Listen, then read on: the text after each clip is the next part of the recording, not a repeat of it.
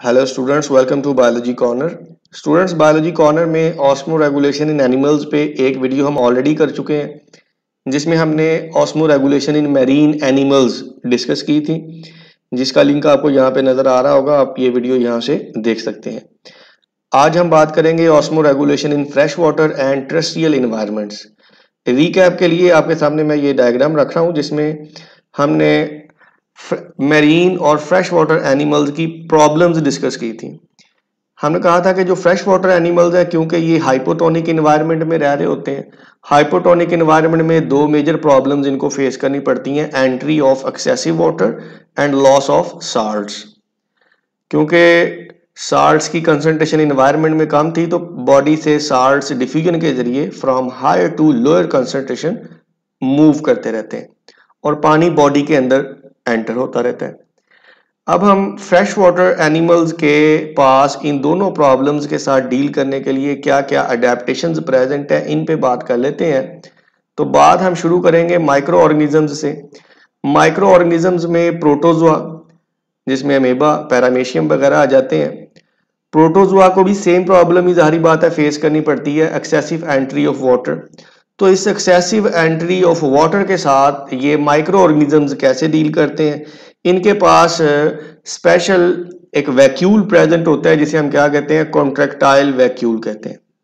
Contractile vacuole का क्या काम है कि जो भी पानी ऑस्मोसिस के जरिए बॉडी के अंदर एंटर हो रहा है, जो कॉन्ट्रैक्टाइल वैक्यूल है, it takes up all the excessive water, और एक्सेसिव वाटर को टेक अप करने के बाद it merges with plasma membrane and then burst to release all excessive water back into the environment, और ये साइकिल बार बार repeat होता रहता है। तो एक तरह से ये बकेट्स की तरह, बकेट्स भर भर के साइटोप्लाज्म में से पानी सेल से बाहर फेंक रहा है कॉन्ट्रैक्टाइल वैक्यूल। इसके अलावा अगर हम बात करें फ्रेश वाटर में पाए जाने वाले मल्टी सेलुलर ऑर्गेनिजम्स की, उसमें से सिर्फ हम फिशेस को एज एन एग्जांपल यहाँ पे डिस्कस करेंगे। फ्रेश वाटर फिशेस, प्रॉब्लम यहाँ पे भी वही है, excessive entry of water and loss of salts. इन दोनों प्रॉब्लम्स के साथ निपटने के लिए ये जो फ्रेश वाटर फिशेस हैं, इनके पास क्या क्या अडेप्टेशंस प्रेजेंट है। Number one,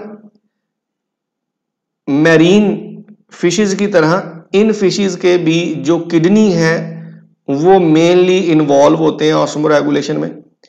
fresh water environment में जो एक्सेसिव वाटर बॉडी के अंदर एंटर हो रहा है, किडनी इसको कैसे रिमूव करते हैं? किडनी रिमूव करते हैं इसको in the form of large volumes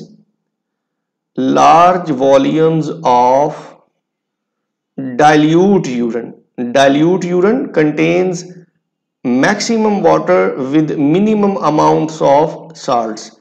तो एक्सेसिव वाटर को रिमूव करने के लिए इनके किडनीज डाइल्यूट यूरिन प्रोड्यूस करते हैं। जो सेकंड प्रॉब्लम इनको फेस करनी पड़ रही है, that is loss of salts. तो यहां पर सेकंड ऑर्गन, बिल्कुल कार्टिलेजिनस फिशेस में भी गिल्स बड़ा इंपॉर्टेंट रोल प्ले कर रहे थे, तो यहां पे भी गिल्स इंपॉर्टेंट रोल प्ले करेंगे, लेकिन एक्टिविटी बिल्कुल यहाँ पे ऑपोजिट है। गिल्स क्या करते हैं? गिल्स एक्टिव ट्रांसपोर्ट के जरिए फ्रेश वाटर में से, एनवायरनमेंट से जो साल्ट्स हैं उनको क्या करते हैं? एब्जॉर्ब करते हैं। तो active Uptake of salts, energy खर्च करके गिल्स साल्ट्स को बॉडी के अंदर वापस लाने में हेल्प कर रहे होते हैं in case of fresh water fishes. Aquatic environment यहाँ पे कंप्लीट होता है। अब हम बात कर लेते हैं जाते जाते टेरेस्ट्रियल इन्वायरमेंट पे। टेरेस्ट्रियल इन्वायरमेंट की सबसे पहले तो देख लें प्रॉब्लम क्या है। टेरेस्ट्रियल इन्वायरमेंट में जो मेजर प्रॉब्लम किसी भी एनिमल को फेस करनी पड़ती है, दैट इज अवेपोरेटिव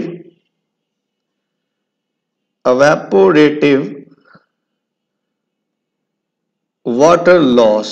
जो मेन प्रॉब्लम टेरेस्ट्रियल इन्वायरमेंट की है, वो ना वो ऑस्मोसिस है, ना वो डिफ्यूजन है, बल्कि वो बॉडी सर्फेसेस से, रेस्पिरेटरी सर्फेसेस से, स्किन से होने वाला अवेपोरेटिव वाटर लॉस है। अवेपोरेटिव वाटर लॉस को रोकने के लिए जो टेरेस्ट्रियल एनिमल्स हैं, इनके अंदर जो सबसे पहली जो मेन अडेप्टेशन प्रेजेंट है, दैट इज वाटर प्रूफिंग।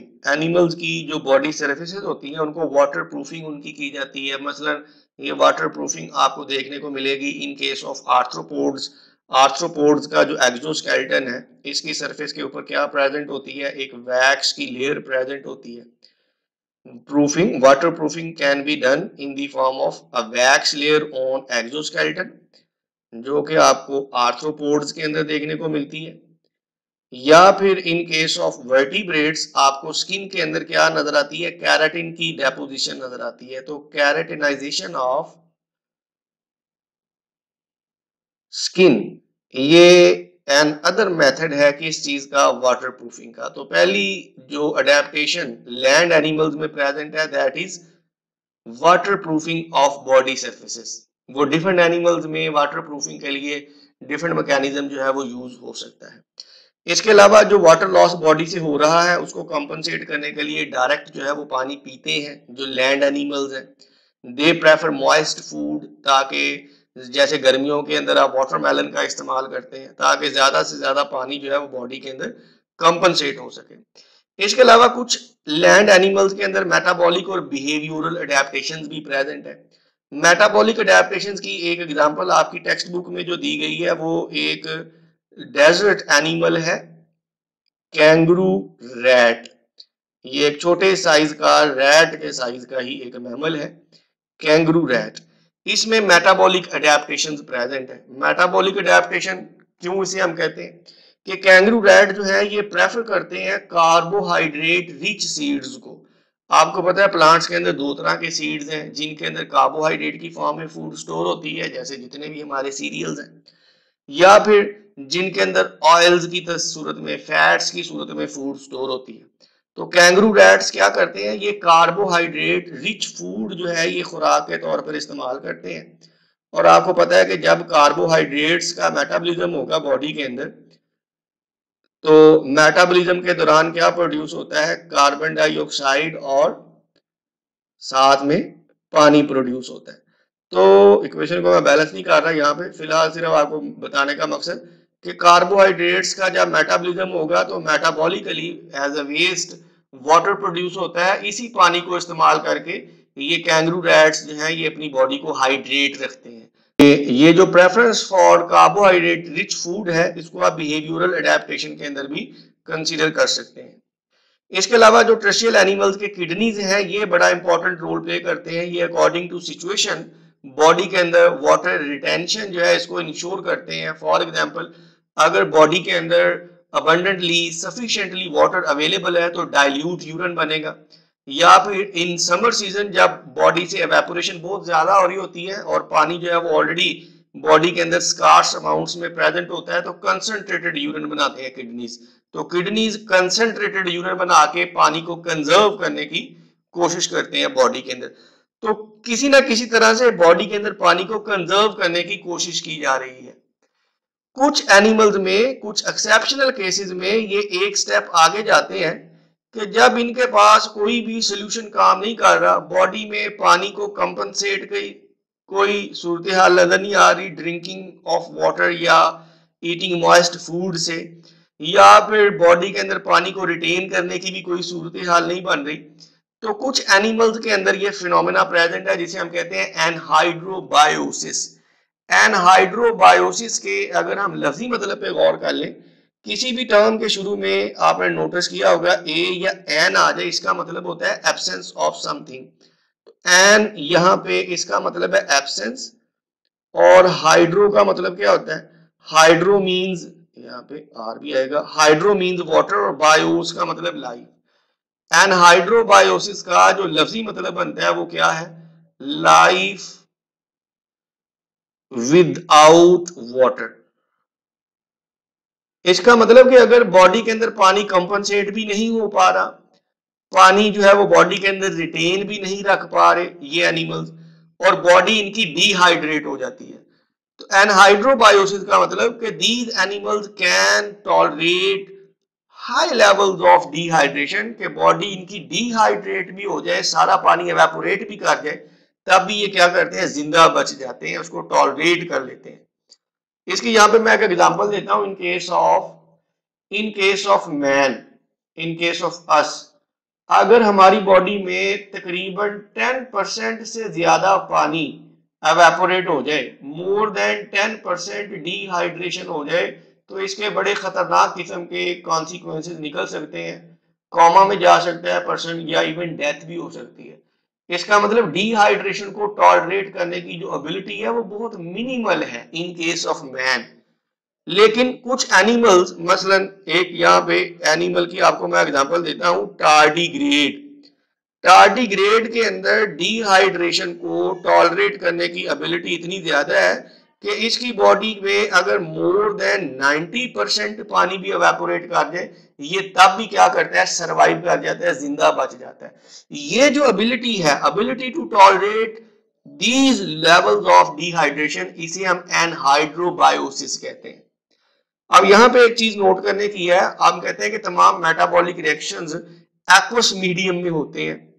अब यहाँ पे सारा पानी एवेपोरेट कर गया, लेकिन एनिमल क्या करता है, सरवाइव कर जाता है। तो यहाँ पे सरवाइव करने का मकसद हरगिज ये नहीं, सरवाइव करने का मतलब यहाँ पे हरगिज ये नहीं कि ये अपनी तमाम लाइफ एक्टिविटीज नॉर्मली परफॉर्म करता रहेगा। ये जिंदा तो बच जाएगा, लेकिन during the period of dehydration ये अपनी मेटाबॉलिक एक्टिविटीज को ऑलमोस्ट स्टॉप कर लेता है। सिर्फ एसेंशियल वही रिएक्शन हो रहे हैं जो कि इसकी लाइफ को सस्टेन करने के लिए, इसको जिंदा रखने के लिए जरूरी है। ये एक बिल्कुल एक डस्ट पार्टिकल की तरह, एक नॉन लिविंग एंटिटी की तरह पड़ा रहेगा जब तक कि दोबारा से पानी इसको अवेलेबल नहीं हो जाता। जैसे ही पानी दोबारा से अवेलेबल होगा, पानी एब्जॉर्ब करके ये फिर भाग दौड़ने लगेगा, फिर एक्टिव हो जाएगा। तो this ability is called as anhydrobiosis. Anhydrobiosis हमें टार्डीग्रेड ये इंसेक्ट्स का एक क्लोज रिलेटिव है। ये फाइलम आर्थ्रोपोडा से तो बिलोंग नहीं करता, लेकिन ये क्लोजली रिलेटेड है इंसेक्ट्स के साथ, उन्हीं से मिलता जुलता एक एनिमल है, जिसकी यहाँ पे अगर मैं आपको एक पिक्चर भी दिखा सकूं, तो ये टार्डीग्रेड इंसेक्ट से, जिसे वाटर बियर भी कहते हैं। टार्डीग्रेड के अलावा कुछ राउंड वर्म्स के अंदर भी एनहाइड्रोबायोसिस की एबिलिटी जो है ये रिपोर्ट की गई है। और only a few species of insects they have also been reported to tolerate to tolerate dehydration. They have the ability of anhydrobiosis. तो यहां तक ऑस्मो रेगुलेशन का हमारा टॉपिक हो गया complete. Osmo regulation in aquatic and टर्शियल environment यहाँ पे हम कंप्लीट कर रहे हैं। इसके बाद नेक्स्ट लेक्चर्स में हम other homeostatic processes like excretion और थर्मो रेगुलेशन पे बात करेंगे। लेकिन उसके लिए जरूरी है आप हमारे चैनल को अभी के अभी सब्सक्राइब करें और बेल आइकन भी प्रेस करें, ताकि आपको तमाम लेक्चर्स के नोटिफिकेशंस टाइम पे मिलते रहें।